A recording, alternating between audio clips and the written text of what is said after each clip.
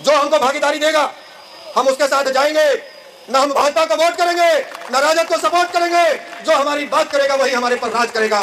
ये नीति अपनाइए। हमारे सगे भाई को यदि टिकट दे दे लोकसभा में, विधानसभा में, सहोदर भाई को यदि लोकसभा और विधानसभा में टिकट दे दे तो हम उसको वोट नहीं देते थे। और यदि हमारे दुश्मन को कोई दूसरी पार्टी वोट दे रहा है उसके लिए हम लाठी गोली लेकर बूथ पर खड़े हो जाते थे।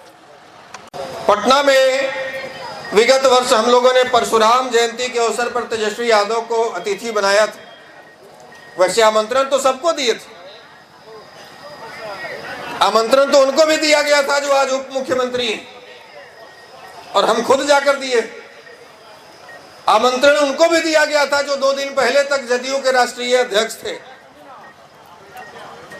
आमंत्रण उनको भी दिया गया था जो केंद्र में 2-2 मंत्रालय लिए हुए। ये सब आपके समाज के होते भर में भी उस परशुराम जयंती में आना उचित नहीं समझे। उस परशुराम जयंती में आना उचित नहीं समझे, लेकिन तेजस्वी यादव को लगा कि हमको जाना चाहिए और हमारे पिताजी के द्वारा जो गलतियां हुई है उसके लिए माफी मांगना चाहिए। और ऐसा ही हुआ। इतिहास में पहली बार 80 विधायक रखने वाला कोई नेता भूमिहारों के मंच पर आकर अपने पूर्व की गलतियों के लिए माफी मांगता और कहता है कि आप हमको वोट दीजिए या न दीजिए, हम आपको उचित भागीदारी देंगे। पहली बार ऐसा हुआ कि 24 में से 5 एमएलसी सीट आपको दे दिया जाता है। तो अब आपका दरवाजा उधर भी खुला। आप एक ही तरफ मुंह करके खड़े थे पिछले 70 साल से। 35 साल कांग्रेस की तरफ मुंह करके खड़े रहे और जनसंघ और भाजपा की तरफ पीठ करके खड़े रहे, और अब पिछले 35 साल से भाजपा की तरफ मुंह करके खड़े हैं और राजद कांग्रेस की तरफ पीठ करके खड़े हैं। ऐसा क्यों भाई? जो हमको सम्मान देगा, जो हमको भागीदारी देगा, हम उसके साथ जाएंगे। न हम भाजपा को वोट करेंगे न राजद को सपोर्ट करेंगे। जो हमारी बात करेगा वही हमारे पर राज करेगा। ये नीति अपनाइए, तभी आप अधिक से अधिक संख्या में सदन में पहुंच पाइएगा। अधिक से अधिक संख्या में आप विधानसभा में, लोकसभा में, राज्यसभा में, विधान परिषद में पहुंचिएगा। कभी भी किसी पार्टी के लिए दरवाजा बंद मत कीजिए और कभी भी किसी पार्टी के आगे साष्टांग दंडवत करके समर्पित मत होइए। समर्पित होइएगा तो आप बंधुआ मजदूर कहे जाइए। इसलिए बुद्धिजीवी समाज से है तो बुद्धि का इस्तेमाल करना है। बुद्धिजीवी समाज से बुद्धि का इस्तेमाल करना है।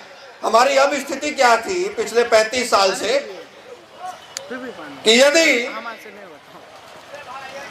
एक पार्टी हमारे सगे भाई को यदि टिकट दे दे लोकसभा में, विधानसभा में, सहोदर भाई को यदि लोकसभा और विधानसभा में टिकट दे दे तो हम उसको वोट नहीं देते थे। और यदि हमारे दुश्मन को कोई दूसरी पार्टी वोट दे रहा है उसके लिए हम लाठी गोली लेके बूथ पर खड़े हो जाते थे। ऐसा समर्पण नहीं चाहिए।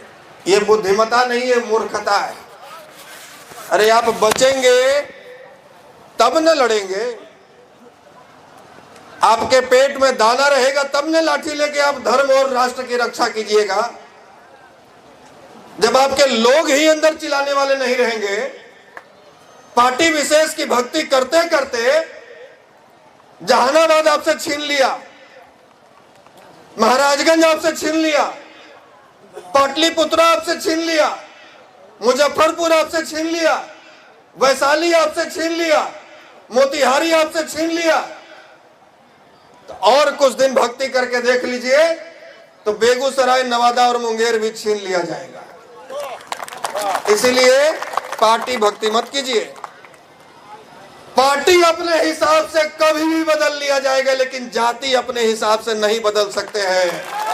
इसलिए पहले जाति तब कोई पार्टी, पहले जाति तब कोई पार्टी। और हम शुरू से कहते आए 13 साल पहले से, और आज भी कह रहे हैं और आगे भी कहते रहेंगे कि पहले समाज नीति तब कोई राजनीति।